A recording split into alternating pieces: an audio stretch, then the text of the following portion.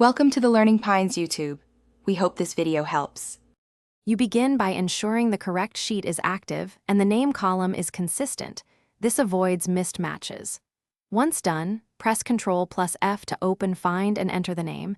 If you need exact hits, check match entire cell or use match case for capitalization sensitivity. Make sure to look in sheet or workbook depending on scope.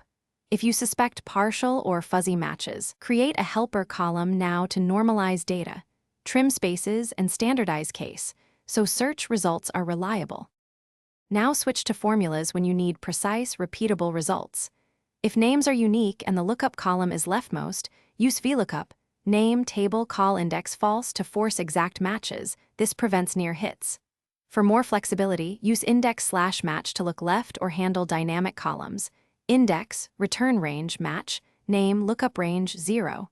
Once you have Excel 365, prefer XLOOKUP or filter to return multiple rows or blended matches easily, and lock ranges with $ for copy-down stability.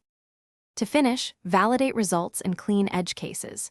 You should trim spaces and standardize case with trim and upper or lower so names match reliably.